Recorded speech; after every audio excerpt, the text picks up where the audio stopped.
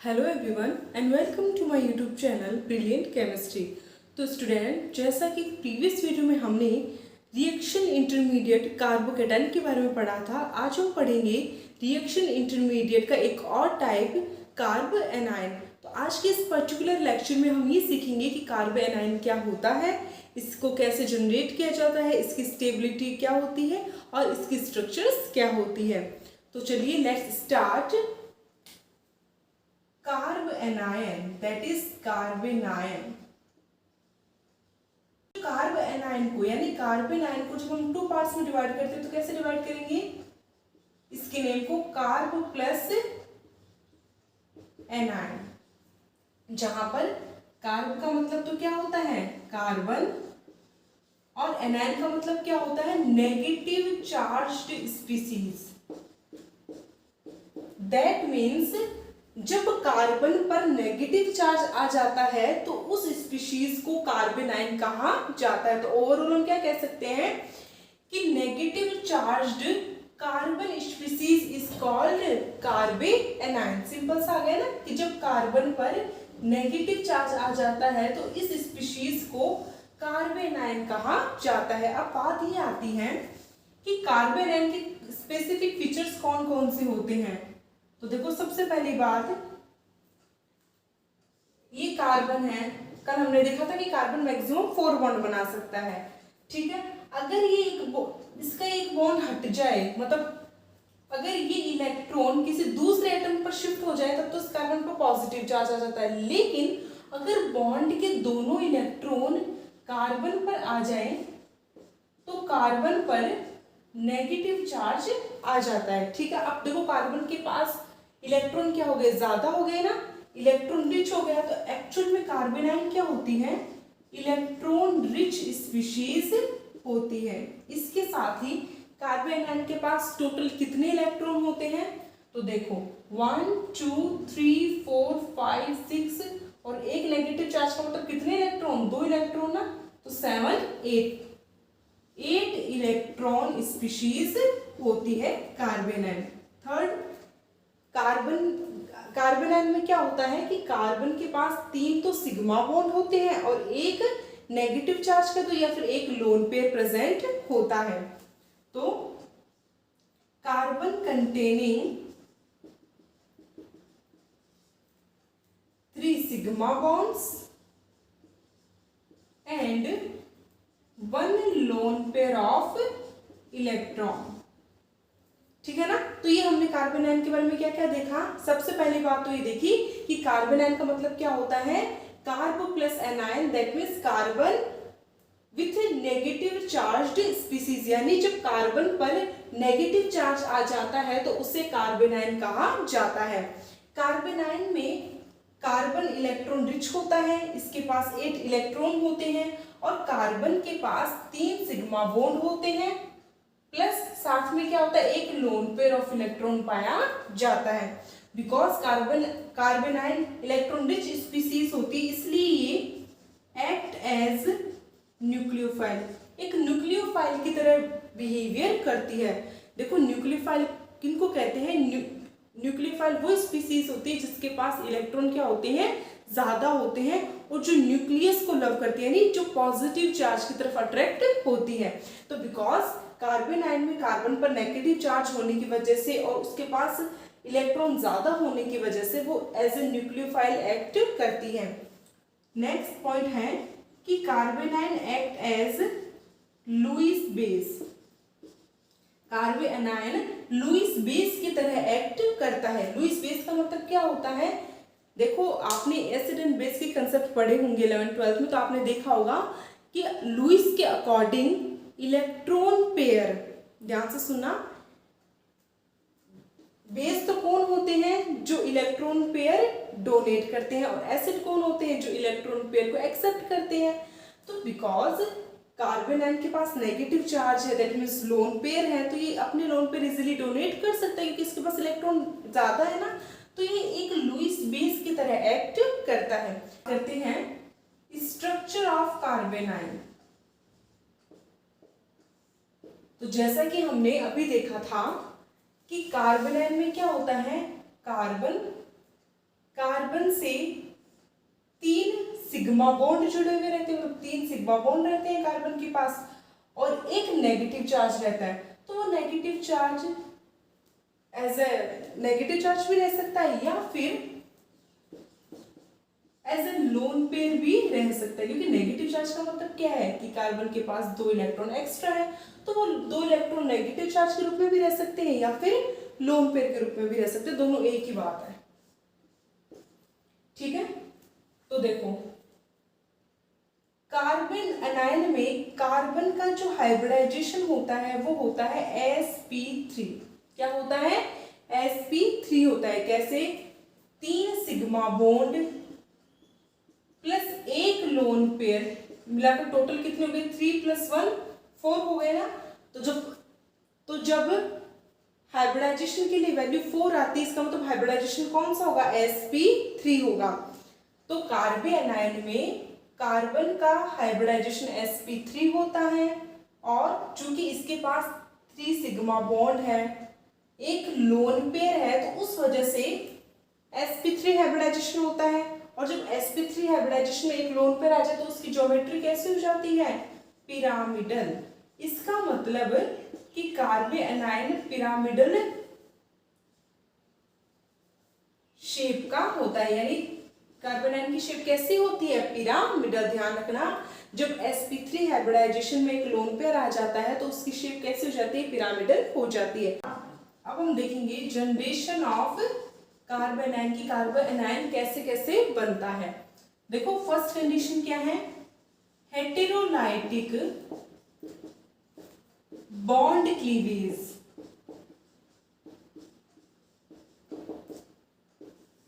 ध्यान से देखना,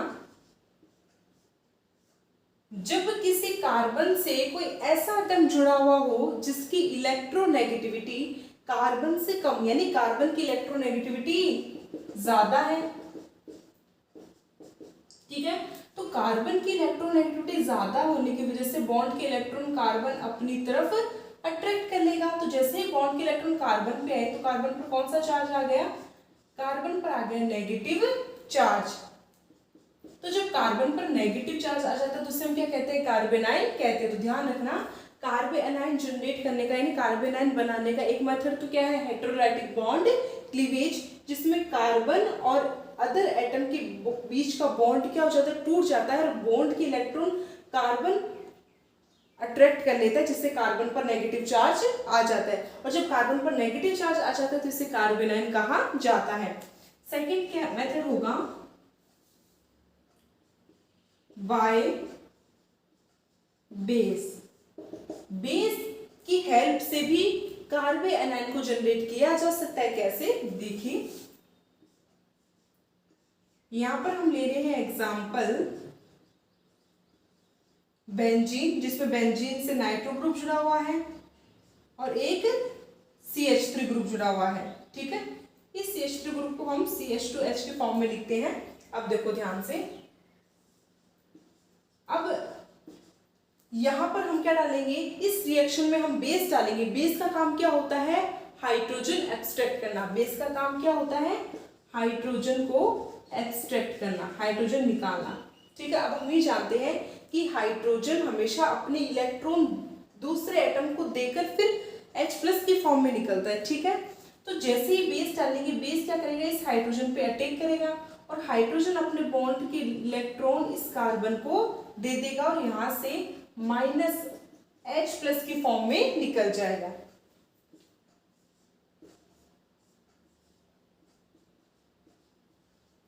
तो यहां पर CH2 पे क्या आ जाएगा? नेगेटिव चार्ज आ जाएगा। तो भाई जब कार्बन पर नेगेटिव चार्ज आएगा तो ये क्या बन गया? कार्बन आयन बन गया। तो कार्बन आयन बनाने का दूसरा मेथड क्या है कि अगर किसी कार्बन चेन में, किसी भी कंपाउंड में अगर बेस डाल दिया जाए तो बेस क्या करता है? कार्बन से जुड़े हुए हाइड्रोजन को अपनी तरफ अट्रैक्ट कर लेता है, हाइड्रोजन एब्स्ट्रैक्ट कर लेता है, जिससे कार्बन पर नेगेटिव चार्ज आ जाता है। थर्ड मेथड और क्या है, और ये काफी इंपॉर्टेंट है थर्ड वाला, बाय ग्रिग्नार्ड रिएजेंट। हो सकता है आप में से काफी स्टूडेंट ने ये नाम पहली बार सुना हो, ग्रिग्नार्ड रिएजेंट। तो देखो केमिकल रिएक्शंस में या फिर यूँ कह दूँ मैं कि ऑर्गेनिक केमिस्ट्री में हम बहुत सारे नेम रिएक्शन पढ़ेंगे। ठीक है, आने वाले वीडियोस में हम ऑर्गेनिक केमिस्ट्री में काफ़ी सारे नेम रिएक्शन पढ़ेंगे। तो भाई जितनी भी नेम रिएक्शंस होती है ना, इन रिएक्शंस में, इन केमिकल रिएक्शन में कोई ना कोई ऐसा रिएजेंट होता है जो रिएक्टेंट से प्रोडक्ट बनाने में हेल्प करता है। ठीक है, तो उन्हीं में से एक रिएजेंट है ग्रिग्नार्ड रिएजेंट। ग्रिग्नार्ड रिएजेंट किसको कहते हैं, ध्यान से देखना, RMGX। RMGX को क्या कहा जाता है, ग्रिग्नार्ड रिएजेंट कहा जाता है, जहां पर R तो क्या है, कोई भी एल्काइल ग्रुप हो सकता है, ये CH3 हो सकता है, C2H5 यानी मिथाइल हो सकता है, इथाइल हो सकता है, और X क्या है यहाँ पर, हेलोजन। ये fluorine, chlorine, bromine, mostly fluorine तो कम ही होता है, क्लोरीन, ब्रोमीन, ये सब हो सकते हैं। तो एक्चुअल में RMGX को क्या कहा जाता है, ग्रिग्नार्ड रिएजेंट कहा जाता है, और ये बहुत सारी रिएक्शन में एज अ रिएजेंट यूज में लिया जाता है।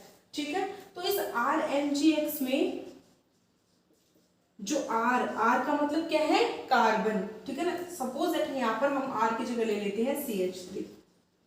ठीक है, तो RMGX में यानी ग्रिग्नार्ड रिएजेंट में क्या होता है कि जो कार्बन होता है ना, R ग्रुप, एल्काइल ग्रुप, उस पर तो होता है पार्शियली नेगेटिव चार्ज, और MgX पर होता है पार्शियली पॉजिटिव चार्ज।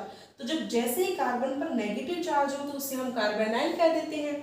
तो कार्बोनाइल जनरेट करने का एक और मेथड हमें क्या मिल गया, ग्रिग्नार्ड रिएजेंट। ध्यान रखना, RMGX को ग्रिग्नार्ड रिएजेंट कहा जाता है। ये काफी सारी ऑर्गेनिक रिएक्शन में एज अ रिएजेंट काम में लिया जाता है, और ग्रिग्नार्ड रिएजेंट में कार्बन पर नेगेटिव चार्ज पाया जाता है, और जब कार्बन पर नेगेटिव चार्ज हो तो उसे कार्बोनाइल कहा जाता है।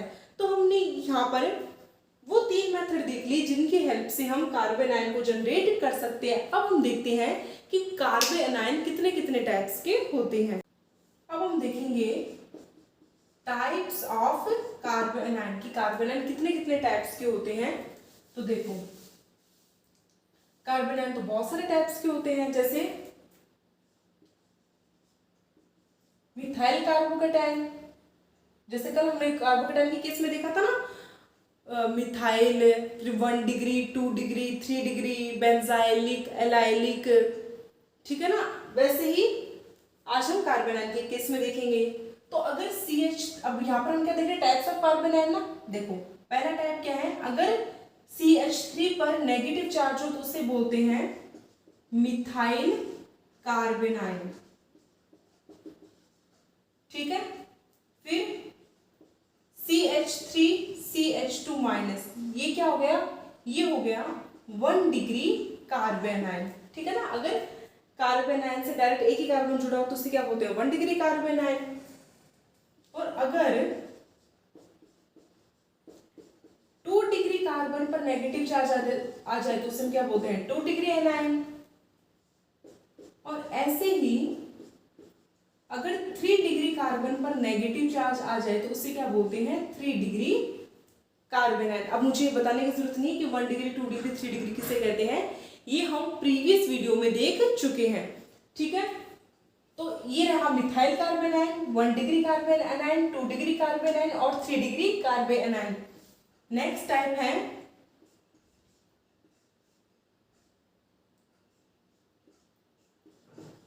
Benzyl carbonyl. कल हमने देखा था ना प्रीवियस वीडियो में कि अगर बेंजीन से CH2 ग्रुप जुड़ा हुआ रहता है तो उसे बोलते हैं बेंजाइल, और अगर बेंजाइल पोजीशन पर नेगेटिव चार्ज हो तो उसे बोल देंगे बेंजाइल कार्बोनाइल।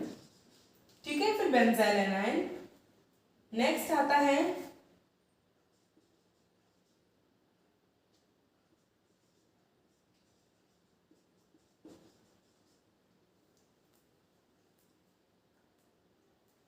नेक्स्ट है ये एलाइलिक कार्बोनाइल।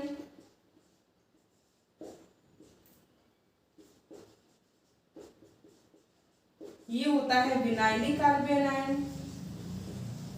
देखो प्रीवियस वीडियो में हमने देखा था कि अगर कार्बन से carbon double bond carbon species जुड़ी हुई रहे ना तो उस कार्बन को बोलते हैं एलाइल। या फिर ऐसे समझ लो कि किसी एल्कीन डायरेक्ट जुड़े हुए कार्बन को बोलेंगे एलाइलिक कार्बन, ठीक है। और अगर उस कार्बन पर नेगेटिव चार्ज है तो उसे एलाइलिक कार्बोनाइन बोल देंगे। और जब किसी कार्बन के पास डबल बॉन्ड होना तो उसे उस कार्बन को बोलते हैं विनाइलिक कार्बन, ठीक है। और अगर विनाइलिक कार्बन पर नेगेटिव चार्ज आ जाए तो उसे विनाइलिक कार्बोनाइन कह देंगे।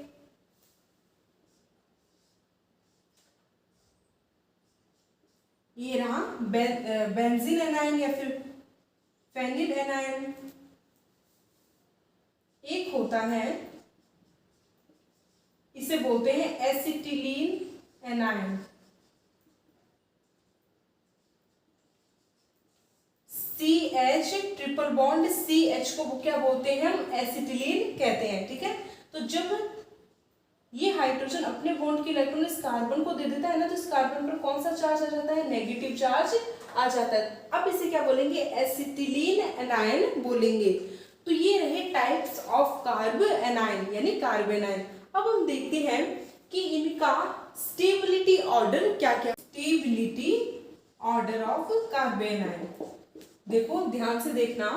पहला तो क्या है कि electron donating group decrease the stability of carb anion, यानी जो इलेक्ट्रॉन डोनेटिंग ग्रुप होते हैं ना, वो क्या करते हैं, कार्ब एनायन की स्टेबिलिटी को डिक्रीज कर देते। प्रीवियस वीडियो में हमने देखा था कार्बोकेटायन के केस में कि एक लाइन हमने लिखी थी नोट करके कि चाहे पॉजिटिव चार्ज हो चाहे नेगेटिव चार्ज हो, जब भी कोई ग्रुप, अगर कोई ग्रुप पॉजिटिव या फिर नेगेटिव चार्ज को कम कर दे तो वो उस मॉलिक्यूल को स्टेबल कर देगा, ठीक है। तो भाई इलेक्ट्रॉन डोनेटिंग ग्रुप तो क्या करते हैं, इलेक्ट्रॉन देते हैं ना। तो अगर किसी कार्ब एनायन से इलेक्ट्रॉन डोनेटिंग ग्रुप जुड़े हुए रहेंगे यानी इलेक्ट्रॉन देने वाले ग्रुप जुड़े हुए रहेंगे, तो कार्बन के पास तो पहले से नेगेटिव चार्ज है यानी ज्यादा इलेक्ट्रॉन है। इलेक्ट्रॉन डोनेटिंग ग्रुप इसको और ज्यादा इलेक्ट्रॉन देंगे तो इस पर नेगेटिव चार्ज क्या हो जाएगा, ज्यादा और ज्यादा हो जाएगा ना, इंक्रीज हो जाएगा।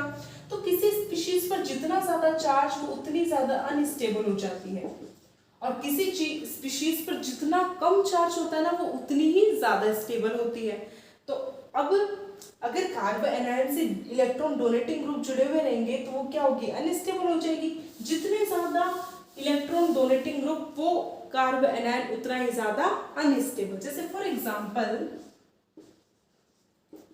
सिंपल कार्ब एनायन यानी सिंपल मिथाइल कार्ब एनायन, ये रहा 1 डिग्री,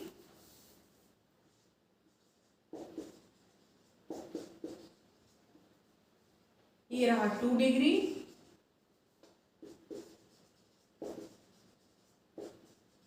ये रहा 3 डिग्री कार्बन, ठीक है।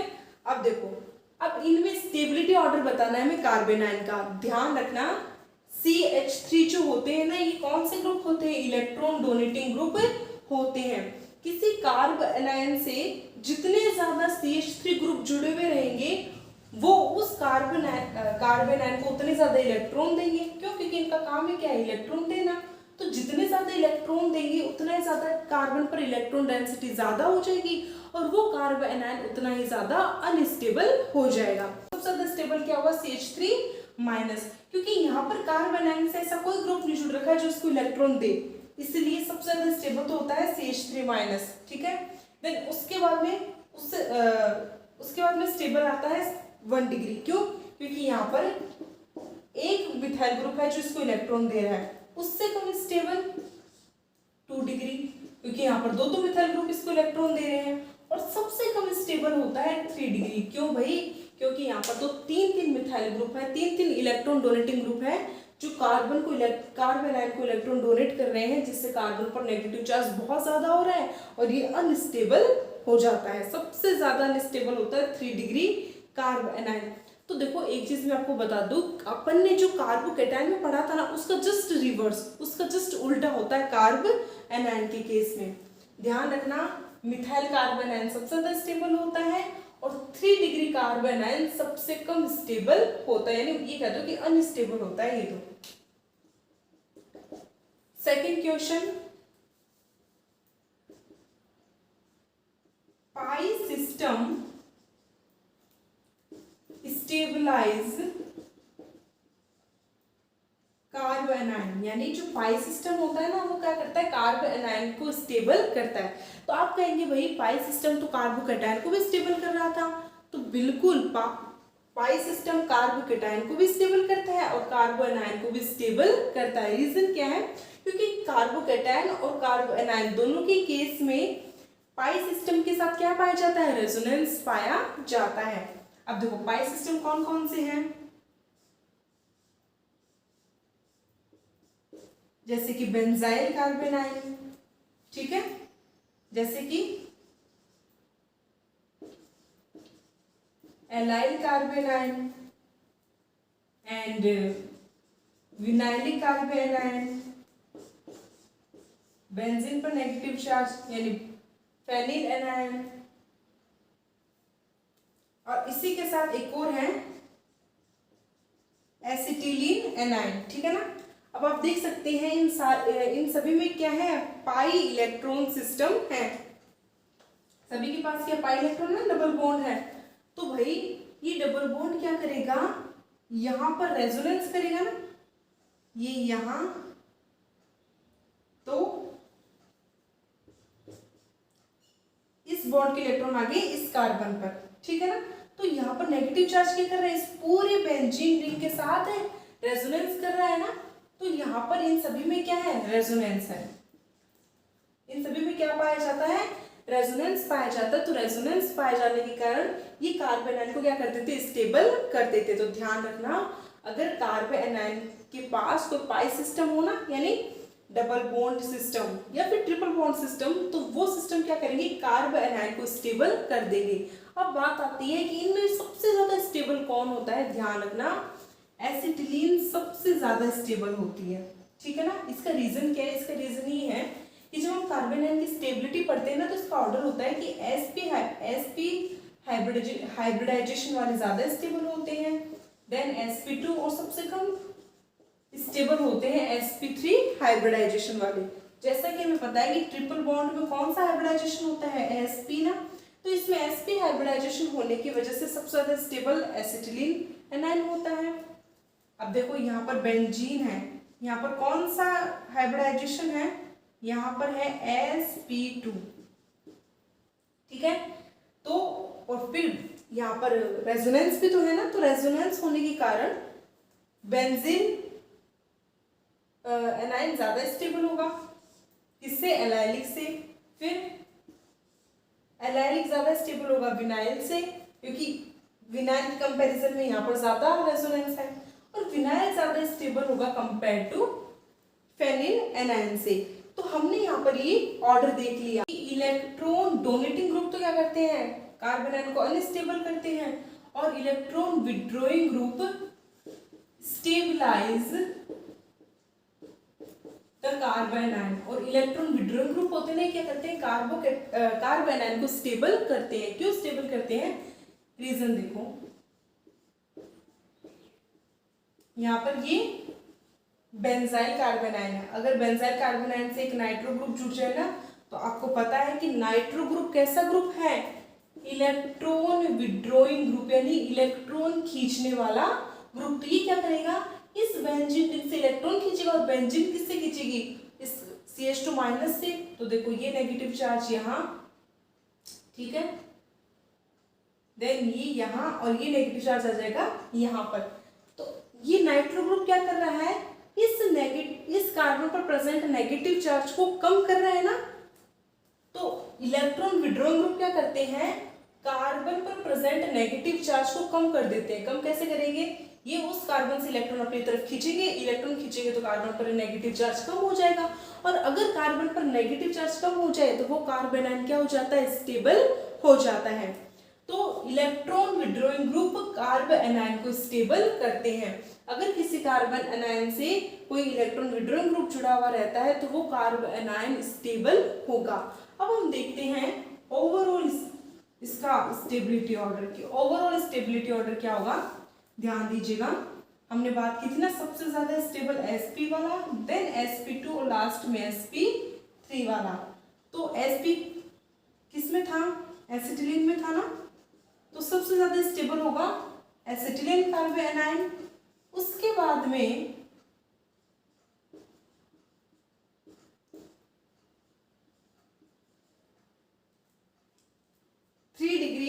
फिनाइल कार्बोनाइन या फिर फिनाइल कार्बोनाइन। अब देखो यहाँ पर इसका मतलब क्या है कि ये कार्बन इससे 3 बेंजीन रिंग जुड़ी हुई है।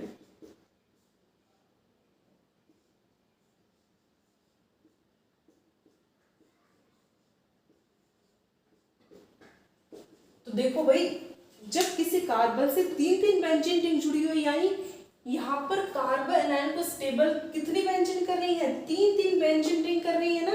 3 जगह रेजोनेंस पॉसिबल है, तो जितना ज्यादा रेजोनेंस वो कार्बन एनायन उतना ही ज्यादा स्टेबल। तो 3 डिग्री वाला ज्यादा स्टेबल होगा, मतलब 3 डिग्री का मतलब अगर 3 फेनिल रिंग हो ना, 3 बेंजीन रिंग, तो वो कार्बन एनायन ज्यादा स्टेबल क्योंकि ज्यादा रेजोनेंस है।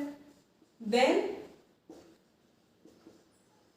अगर 2 बेंजीन रिंग हो तो वो उससे इससे थोड़ा कम स्टेबल।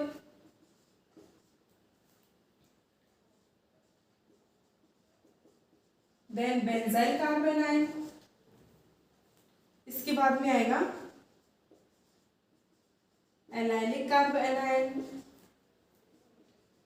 विनाइलिक कार्बोनाइन, सबसे ज्यादा sp वाला, ये सारे हैं sp2 हाइब्रिडाइजेशन वाले कार्बोनाइन। इसके बाद में ये बेंजीन के ऊपर नेगेटिव चार्ज वाला। इसके बाद में simple methyl carbanion, then 1 degree कार्बोनाइन,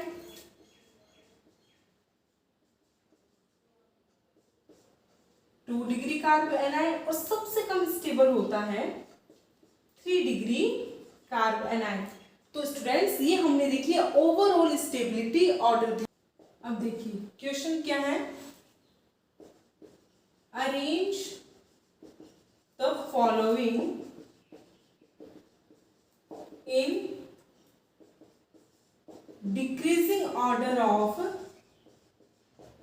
कार्बोनाइन। आपको यहां पर कुछ मॉलिक्यूल्स दिए गए हैं, आपको उनको कार्बोनाइन की स्टेबिलिटी के डिक्रीजिंग ऑर्डर में अरेंज करना है।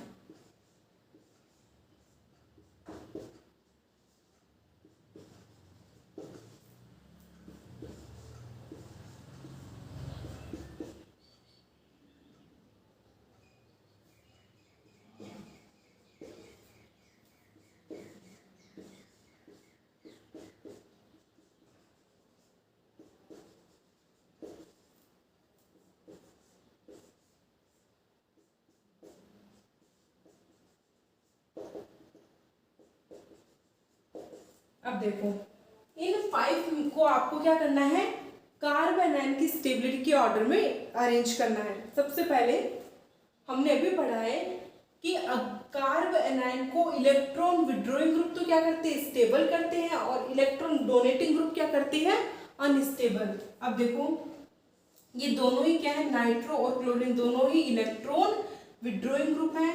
नाइट्रो ज्यादा इलेक्ट्रॉन विड्रॉइंग होता है कंपेयर टू क्लोरीन। ये सिंपल बेंजाइल कार्बोनाइन है। मिथाइल और OCH3 ये दोनों ही क्या हैं, ये दोनों ही इलेक्ट्रॉन डोनेटिंग ग्रुप है। और इलेक्ट्रॉन डोनेटिंग ग्रुप तो क्या करेंगे, इसको इलेक्ट्रॉन देंगे, कार्बोनाइन को इलेक्ट्रॉन देंगे ना, तो कार्बन पर तो और ज्यादा नेगेटिव चार्ज आ जाएगा, इसका मतलब कार्बोनाइन तो और ज्यादा अनस्टेबल हो जाएगा। अब इसमें भी मिथाइल और OCH3 इन दोनों में से सबसे ज्यादा इलेक्ट्रॉन कौन देगा, OCH3। क्यों, क्योंकि इसके पास क्या है, ऑक्सीजन है, जो जिसके पास क्या प्रेजेंट है, लोन पेयर। ठीक है, तो यहाँ पर इलेक्ट्रॉन डोनेटिंग नेचर सबसे ज्यादा किसकी है, OCH3 की ज्यादा है कंपेयर टू CH3। ठीक है, तो इतना ध्यान रखना, किसी कार्बोनाइन के साथ जितना ज्यादा स्ट्रॉन्ग इलेक्ट्रॉन विड्रॉइंग ग्रुप जुड़ा हुआ रहेगा ना, वो उस कार्बोनाइन से उतने ज्यादा इलेक्ट्रॉन अपनी तरफ खींचेगा और वो कार्बोनाइन उतना ही ज्यादा स्टेबल हो जाएगा। तो यहाँ पर सबसे ज्यादा स्टेबल नाइट्रो वाला, क्यों, क्योंकि नाइट्रो ज्यादा स्ट्रॉन्ग इससे इलेक्ट्रॉन खींचेगा ना, इसका जो इलेक्ट्रॉन विड्रॉइंग नेचर है वो ज्यादा है। देन फिर क्लोरीन की, उसके बाद में स्टेबल होगा सिंपल बेंजाइल कार्बोनाइन। क्यों, क्योंकि ये इन दोनों से ज्यादा स्टेबल क्यों है, क्योंकि यहाँ पर तो इलेक्ट्रॉन डोनेटिंग ग्रुप आ गए जो इस कार्बोनाइन को इलेक्ट्रॉन देंगे, डोनेट करेंगे। ठीक है ना, कुछ इस प्रकार से देखो, यहाँ पर कोई इलेक्ट्रॉन डोनेटिंग ग्रुप नहीं है तो इन दोनों से ज्यादा स्टेबल होगा सिंपल वाला। देन फिर मिथाइल कार्बोनाइन वाला ज्यादा स्टेबल, क्यों? क्योंकि यहाँ पर मिथाइल की जो इलेक्ट्रॉन डोनेटिंग कैपेसिटी है ना वो OCH3 से कम है और इसकी इलेक्ट्रॉन देने की कैपेसिटी बहुत ज्यादा है। तो ये क्या करेगा, इस कार्बन पर नेगेटिव चार्ज इंक्रीज कर देगा जिससे कार्बन एनायन अनस्टेबल हो जाएगा। तो एक आप क्या कर सकते हो, इलेक्ट्रॉन विड्रॉइंग और इलेक्ट्रॉन डोनेटिंग ग्रुप की हेल्प से स्टेबिलिटी ऑर्डर निकाल सकते हो। सेकंड क्वेश्चन, ये सारे क्या है PYQ, ध्यान रखना। यहां पर हमने कंपाउंड बनाए हैं, ठीक है, हेटेरोएटम वाले कंपाउंड है ये, जिसमें एक मतलब साइक्लिक स्ट्रक्चर, इसमें ऑक्सीजन ऐड है और इस रिंग पर नेगेटिव चार्ज प्रेजेंट है, ठीक है ना। अब आपको बताना है इन तीनों में से स्टेबल कौन सा होगा। तीनों ही कार्बोनाइन है, तीनों में ज्यादा स्टेबल कौन होगा। अब देखो, हम जानते हैं कि ऑक्सीजन कैसा होता है, सिंपल ऑक्सीजन नहीं, तो भाई ऑक्सीजन तो इलेक्ट्रोनेगेटिव होता है। इलेक्ट्रोनेगेटिव एटम क्या करता है, इलेक्ट्रॉन को अपनी तरफ अट्रैक्ट करना चाहता है, यानी इसकी इलेक्ट्रॉन को अपनी तरफ अट्रैक्ट करने की कैपेसिटी ज्यादा होती है, तो ये नेगेटिव चार्ज को अपनी तरफ अट्रैक्ट करेगा। तो नेगेटिव चार्ज और इलेक्ट्रोनेगेटिव एटम दोनों जितने पास होंगे ना, वो ऑक्सीजन उतनी इजीली नेगेटिव चार्ज को अपनी तरफ अट्रैक्ट कर लेगा। तो इस कार्बन पर नेगेटिव चार्ज क्या हो गया, कम हो गया ना, ये वाला हो गया सबसे ज्यादा स्टेबल। यहाँ पर देखो आप, ऑक्सीजन यानी इलेक्ट्रोनेगेटिव एटम और नेगेटिव चार्ज के बीच की डिस्टेंस बढ़ गई, तो अब इन दोनों के बीच में अट्रैक्शन नहीं रहना उतना, तो ये लेस स्टेबल और सबसे ज्यादा कम स्टेबल होता है ये। क्यों? क्योंकि यहाँ पर ऑक्सीजन और नेगेटिव चार्ज दोनों के बीच की डिस्टेंस क्या होगी, बहुत ज्यादा। तो ध्यान रखना, इलेक्ट्रोनेगेटिव एटम की distance, electronegative atom and negative charge की डिस्टेंस जितनी ज्यादा होगी वो कार्बन आयन उतना ही अनस्टेबल होगा। रीजन क्या है, तो रीजन हमने देख लिया कि भाई अगर इलेक्ट्रोनेगेटिव एटम और नेगेटिव चार्ज पास पास में होंगे तो इलेक्ट्रोनेगेटिव एटम क्या करेगा, उस नेगेटिव चार्ज को अपनी तरफ अट्रैक्ट कर लेगा, तो कार्बन पर नेगेटिव चार्ज कम हो जाएगा। अब अगर इलेक्ट्रोनेगेटिव एटम और नेगेटिव चार्ज के बीच की डिस्टेंस ही सब ज्यादा हो गई, तो अब ये इजीली इस नेगेटिव चार्ज को अपनी तरफ अट्रैक्ट नहीं कर पा रहा है, यानी कार्बन पर क्या प्रेजेंट है, नेगेटिव चार्ज अभी भी प्रेजेंट है, तो इसका चार्ज कम नहीं हुआ ना नेगेटिव चार्ज, इसका मतलब ये क्या है, अनस्टेबल है। ठीक है, नेक्स्ट इसमें क्वेश्चन क्या आ सकते हैं, और आए हुए भी है प्रीवियस ईयर में, कि आपको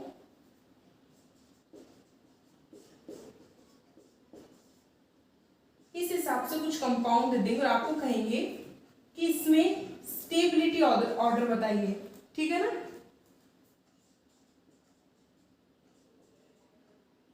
या फिर इन तीनों में मोस्ट स्टेबल कार्बन एनायन कौन सा होगा।